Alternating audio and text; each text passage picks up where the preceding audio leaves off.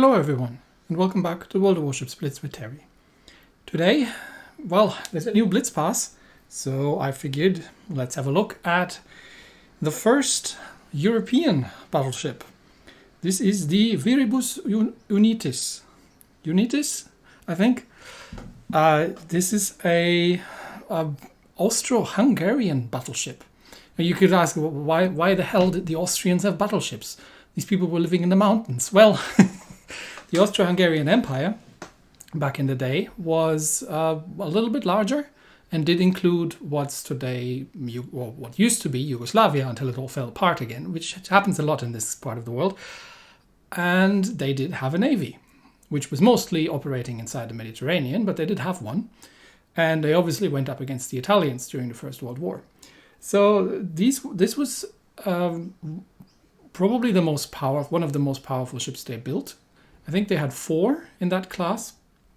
Viribus Unitis, meaning something like joint forces, I think, was the motto of the emperor. So that's why she was called that. Now, they didn't really get to do a lot of high seas battles or anything with these ships, but they eventually, they got confined to the harbor, and then eventually the Austro-Hungarian Empire collapsed. And they figured out, before we're turning over our navy to the Allies, which we really don't like to do, given that all the bits at the coast have now declared themselves as Proto-Yugoslavia, or Kingdom of the Croats, Slavs, and I don't know, someone else. So we handed over to them because they're neutral. So they did that. Well, unfortunately for them, the Italians had just launched an attack. And the attack was launched, before that was announced that the Navy was now neutral. So two Italian special operations people were on their way on a human torpedo, really. It sounds a lot more exciting than it was. They didn't even have something like breathing apparatuses or anything. But they did make their way towards the ship, and they planted some mines on it. But they were captured, and they were thrown into, in jail on that ship. Which is a bit unfortunate if you're going to be interned in a thing that you just rigged to blow up.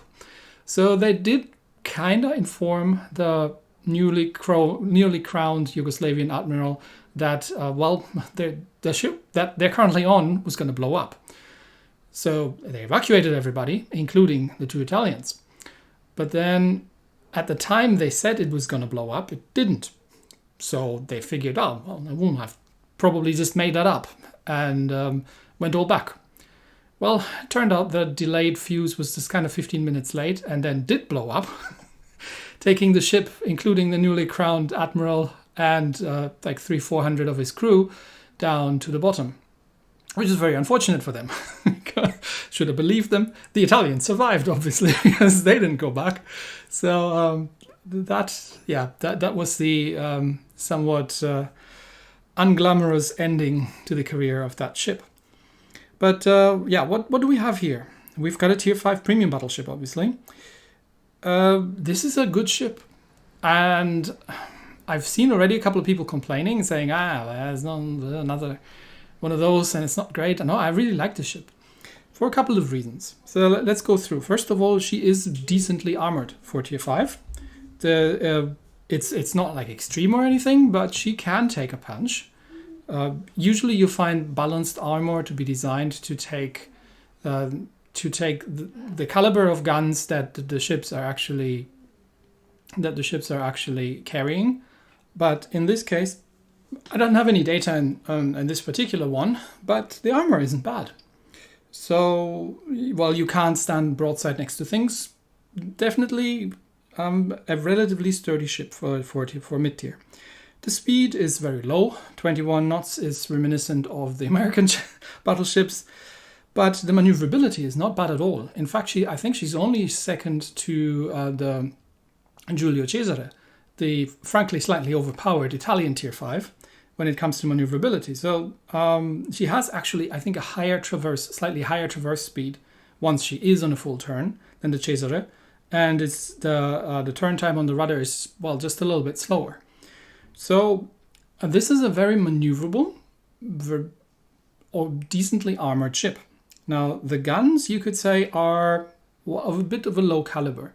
So usually you'd find, if you think the 320s of the Cesare or similar ships were underpowered, these things got 305mm mains. But you get 12 of them.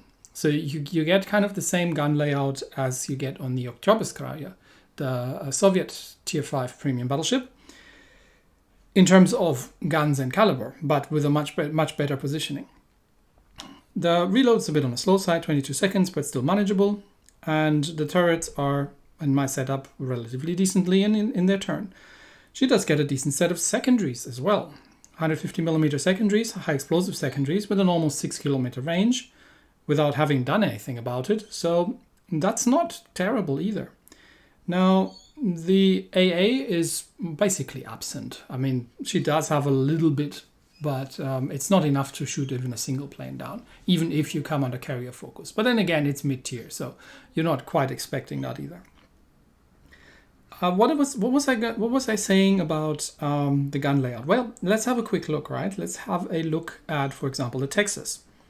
Now, Texas, being another Tier 5 premium, is obviously a sturdier battleship, but is by far not as maneuverable. And you get 5 twin turrets, which means you've got 4 turrets, 4 guns pointing forward. You've got 4 pointing backwards, and you've got 1 in the middle that you kind of have to swing around to make any kind of sense. You've got things like I just mentioned, the Oktyabrskaya, which has 1 turret pointing forward, and the second one is kind of angled, and then the third and fourth one angled as well. Although they are quite nice, on the Viribus, you get super firing main turrets both forward and backwards. This is a very small ship. I mean, look at her in comparison. Look at that thing, and look at this thing. It's tiny. So it's a very compact ship. You've got 2 super firing turrets, both forward and aft. So you have 50% of your firepower completely forward. Combine that with the relatively decent maneuverability of this thing and the fact that you're playing mid-tier battles, you can dodge, actually, a fair amount of shell fire, if necessary, in this ship. Also, she is not that large. So, how have I set her up? In terms of elite bonus, I figured 10% torpedo damage reduction isn't really going to make that much difference. So definitely, I mean, small caliber AA is a little bit wasted because she doesn't have any. But I was after the 3% extra hit points because that's kind of generally useful. The equipment, I do have the main battery mod 1 in the first one because she is a pretty maneuverable ship. Once you have her in a full turn, and it doesn't take long to get her into a full turn, she is really nicely in the turn, which means that you're easily out-turning your turrets, which means mod 1 to get the turrets back on track is, I was preferring that over the mod 2. I do have the propulsion mod in 2, and I do have the steering mod in 3. And with that, if we're looking back at the maneuverability, we're getting just over 17 seconds, 9 seconds on turn time, and almost 6 degrees on a traverse. Compare that to, let's say, I don't know, the Texas, just 23, 5.2, and 10. I mean, the Cesare still takes longer to actually get up to speed, and has a faster rudder, but a marginally lower traverse speed eventually. So she is a pretty maneuverable mid-tier battleship. I don't have a captain in here because I don't have one, because I didn't spend the 38 Australian dollars for the premium Blitz pass thing, but only I was stingy and only paid 15 for the regular one. So I'm actually playing this without captain and without the historical camo. If you want to get the historical camo for 1,000 gold, you get more hit points, you get more range, you get better dispersion, and you get more torpedo damage reduction. Well, except for the torpedo damage reduction, there's all extremely useful things. Dispersion-wise, she's actually a very, very precise ship, in my opinion, because besides actually being pretty precise to begin with, she does get a precise aiming and a hydro. The hydro is, well, it's nice to have, I guess, for early torpedo warning, but the precise aiming is really quite neat. And she does manage to get, especially against larger targets, to get a very respectable amount of shell fire on target with this. So commander, I don't have one. I don't think we're going to get a European tech tree battleship line. I don't know. I mean, they'd have to make one up really, because aside from, well, we already have the French, the Italians, the Germans and the British. And there's not that many European navies left that actually had battleships after the First World War, I'd say. And we've got the Russians or Soviets, really. So destroyers maybe, but aside from that, I don't know if they would come up with an actual battleship line, which means we're not also really going to need this thing as a captain trainer, but you can just dedicate your captain to the ship if you feel so inclined. And you eventually do get one out of the regular Blitz pass as well. Not the premium one, where you get, I don't know, Santa or something. But yeah, it's one of those things. Anyway, right, so claims made. Let's get into a battle. And here we are. We happen to be top tier. So tier 4 carrier and 1 tier 4 battleship on the enemy team. Otherwise, plenty of battleships. 2 New York, an Oktyabrskaya, and we've got an Omaha and a Minikaze. I like New Dawn.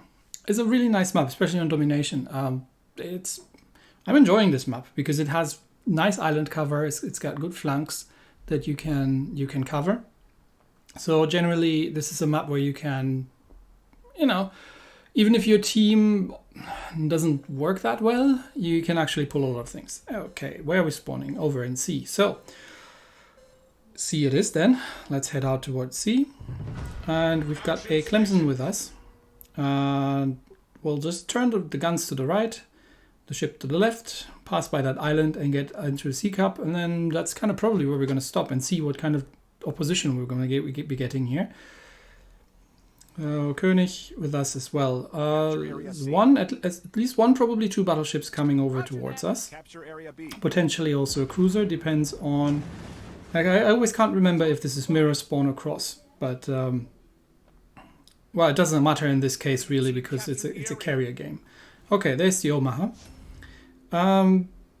You'll find that these things are surprisingly difficult to citadel because you're either over penetrating. I mean, look at this.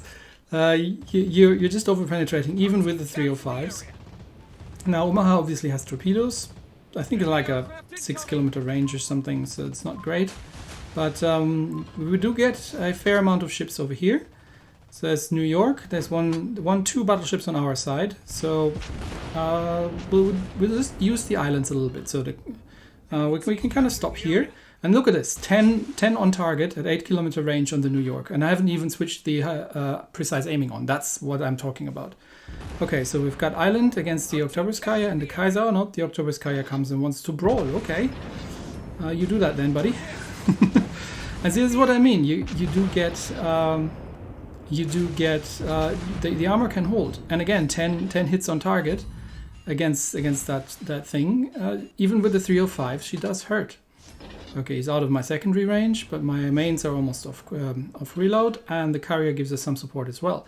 So no one is trying to get into the cap circle. Okay, who am I going to shoot at? Oktyabrskaya is in the full turn, so maybe we can do something about the Omaha. Let's try. And König is on half health, so yeah, I'm going to get in a little bit more here and see if I can help him out a bit. But he's sitting there broadside on, so that's the other thing. Like I mentioned, you often, at least at distance, can actually dodge under shells. Okay, Omaha, you're going broadside on to my 305s. Can I delete you? No. But the secondaries can. So, okay, so that's that thing done. The Omaha's got his torpedoes away. Obviously, he's tried not to use his guns, but tried to torpedo the Clemson. But now I think the German battleship we had with us is dead. So it's up to Clemson and me to deal with these two guys over here. But that's not a real big problem. We can do that relatively easily because we have enough health. And again, I'm keeping my bows in and keep angled somewhat against the ships. Now the carrier is hitting us as well. And that means I will have to dodge some torpedoes because they do hurt. But in the meantime, I can open up, and that's a nice citadel on the Oktyabrskaya. And again, at this range, even at longer ranges, you're going to... Okay, torpedo dodge. you're going to you're going to get a lot of the shells on target. Okay, that should be the end of the Oktoberskaya, otherwise I'll take care of it. No, it survives. Okay, let's kill it then. Alright, tactical beach, and let's get her around to deal with the New York. Now, New York being an American battleship, you will struggle, and a pretty well armored one at that, you will struggle to do something unless you get long-range plunging. At closer ranges against the New York, you're actually often better off using the high explosive and try to set fires. But when we look at it again, I am taking some hits here, and I'm basically stationary, but she does hold up. It's not that I've been, and yeah, there you see the bounces. It's not that I've been doing, I've been, you know, I haven't been shot at. So, okay. Let's chase the New York, but I think at this point, how is it? Yeah, they are 4 ships down, so Clemson is chasing New York. The carrier is trying to help, but I'll switch over to the IHE and see if I can get some fire set. There are some more torpedoes coming in. I don't think I can dodge those, but I can at least dodge one. But yeah, these torpedoes do hurt, so maybe the torpedo protection wouldn't have been terrible. But yeah, even if you just bow in, and you can be bow in with this ship while you are waiting for your reload to happen, you still get half your firepower on target. And that's not a bad thing. Okay, that's 1 perma on the New York. Let's see if we can do another one. That plus the secondaries. I mean, obviously the New York isn't looking at me because he's got Clemson issues, but still, you know, I could take him on. Let me put it this way. With tier 6 ships, it starts getting a little difficult. So with things like, okay, he's very dead. With things like the 380s from the German or the British battleships, you do have to watch yourself a little bit more, or against things like Fuso. But the 305s work very reasonably on plunging fire and at extreme close range. On mid-range, not so much. So you do have to occasionally try and switch over to the high explosive if you want to. Okay, can I dodge that torpedo drop? Where's he going to drop? Oh, he's actually dropping late. Oh, if I had sped ahead, I would have dodged all of them. Okay, let's take that one. But yeah, she is for me somewhat reminiscent of the Cesare. She's not quite as overpowered as the Cesare, but the guns are fun. The maneuverability is good. The ship is relatively small and at long ranges able to dodge a decent amount of shell fire, and she can dish out. Absolutely, you can absolutely dish out. You can load the high explosive, deal with destroyers with these 12 guns very effectively, and even if you just bow in, you still get 6 guns on targets, and this is tier 5. So this is a fun ship. I like this ship. I'm going to keep that ship. Definitely one that I'm going to keep, and just for mid-range battles. Yeah. So if you are interested in getting the Blitz Pass, in terms of the premiumship that comes with it, for me, it's a fun ship. And obviously the resources you get, you have to see how much time you can invest this month. But yeah, if you're facing one of those things, just be aware that they are not bad. And if played by someone who has a bit of an idea what they're doing, they can hurt. So yeah, that's that. Anyway, that's it for today. Thanks everybody, and I'll see you next time. Bye.